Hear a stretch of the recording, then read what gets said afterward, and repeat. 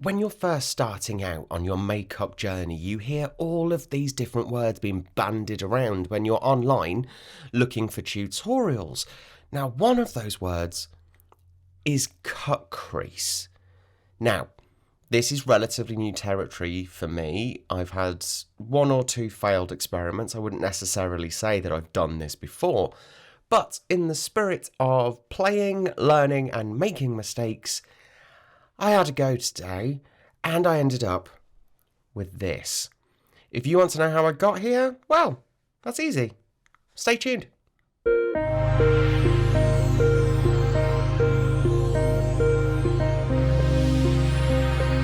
Hello everybody and welcome to Matt H Does Makeup. Now today I'm going to be trying something a little bit different and something that comes highly recommended for those of us with hooded eyes. So hopefully this will be a journey for all of us. So I went shopping and I found an eyeshadow palette that I couldn't leave behind. Revolution Marvelous Mattes palette. And I love a bit of colour. I really, really do. So I thought, yeah, this is coming home with me. And in typical Matt H style, it's only 4 years old. I am so on trend. Now, when it comes to palettes like this, they can be quite scary. They can be quite overwhelming. A little trick that I've found is you either work in a square or straight down a line. That way, apparently, you should be able to use them in a complementary way. So the look that I'm going to be doing today is straight down the middle. We're going to be using this orange, this green, and this sort of tealy blue, hopefully to do a cut crease. Now, I've never tried a cut crease before, so fingers crossed. First things first, you need to work out what colour is going where. As always, I have primed my eyelids. I've used the Sigma eyeshadow primer in the shade Ignite, and I have prepped my skin in my usual way. I will probably do a skincare video at some point. If that is something that you would like to see, drop a little comment below. Let me know. Right, let's get into this. We'll start by adding the blue, and then we'll see how that looks. That looks quite feisty, doesn't it? Look at that. It's quite exciting. Now, one thing I did have to do whilst I was away doing this blue is Google the difference between an eyeshadow and a pressed pigment. Because I don't know if you've ever noticed this, but on the back, sometimes you have these little squarey bits and then they'll have a star next to it. Sometimes that means that they're a pressed pigment and not an eyeshadow palette. And sometimes it tells you that you're not allowed to use them on your eye, which seemed a bit confusing until I did a little bit more Googling. And you can, just not in America, oddly enough. Something to do with the FDA. I don't know, but it's an eyeshadow palette. I'm going to be careful. I can trust myself to put eyeshadow on, I think. So the difference between an eyeshadow and a pressed pigment is basically an eyeshadow has got all sorts of bits and bobs sort of mixed in with it, and then it's squished into the pan. A pressed pigment is just the pigment that's been squished into the pan, which apparently is different. The one that I'm using right now is indeed a pressed pigment, which may explain why I had to pack so much on to get any pigment out of this at all. There is a lot of fallout. But because I haven't done the rest of my face first, it's all right. We can just wipe that away. Okay, let's get creasing. Now, if I'd have prepared for this video, I would have maybe got the Revolution cut crease or seen if a concealer would work, but I'm not a huge fan of putting concealer on my eyelids because concealer is, well, it's wet. Do you know what I mean? And it never quite dries correctly, and then you end up getting really creasy. That's why I prefer an eyeshadow base to a concealer. So I went in my drawers and I found this. It's a eyeshadow stick. This is from e.l.f. the Cookies and Dreams. This is, and it's in the shade Sweet Cream. Now, Sweet Cream means nothing to me. All I know is that it's white.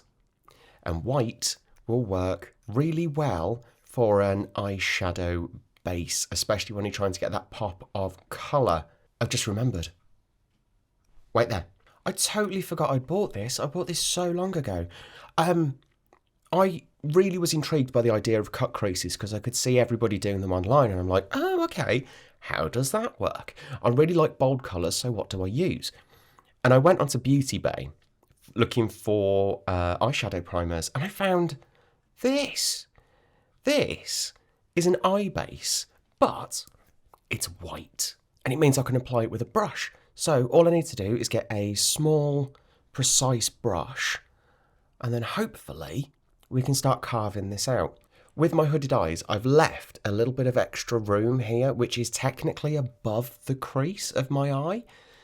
So hopefully, if I relax my eyes, we should get this big shock of colour on the inside. First things first, get the product out, put it on the back of your hand. So here we go. I'm going to use this concealer brush here, just because it's got a nice pointy tip to it and it's quite flat. So I should be able to carve something out here. And I think that's what a cut crease is supposed to look like. I think. I may have smudged it a little bit here, but if you start low, then you can build it up higher, as opposed to going, right, I'm going to go whoosh. You can just go whoosh, and then increasingly get a little bit bigger. But also, don't forget, you're not walking around like this. So like this, looks all right. Looks all right. I'll tidy this up, get this done, and we'll be back. And we're on. Full disclosure, because I do like to be transparent with people on this channel, there is a reason that I am holding a cotton bud. I tried to do a little experiment, and it didn't go particularly well. What I wanted to do was put some of this white here, just on the inside corner of my waterline, with the same brush that I was using to pat the white base on. It did not work. But what it has taught me is that I quite like the idea of the look, but I need a much smaller brush. And we are on. Now, a few things that I learned from doing that.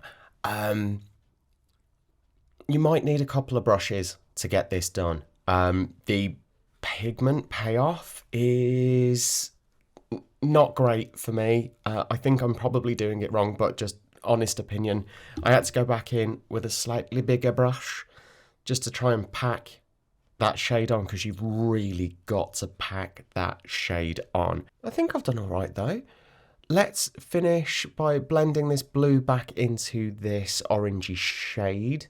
Okay, so we have added a little bit extra gradient just into that orange there, just to soften that up. Is it equal? Probably not. Just maybe buff that in there. There we go. I think it's time to finish off the rest of this face. Done. I think for a beginner, I'm all right with that. I think I've definitely learnt some lessons along the way, mainly how not to do it next time, I think. The inside corners here, I have gone way too far with the base. I know I have, but it's okay. It's a learning curve. After all, we are here to learn. And the only way to learn is to make mistakes. And I think, I wouldn't say it's a mistake. I wouldn't sort of ramp it up to a fail by any chance. I would quite happily go out like this. Maybe not down Tesco's, but if I was having a little night out, maybe.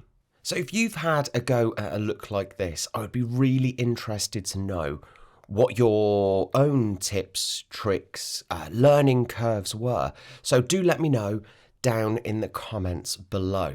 Make sure you are subscribed. Make sure your notifications are enabled, because otherwise how will you know what I'm up to? We'll see you soon. Bye.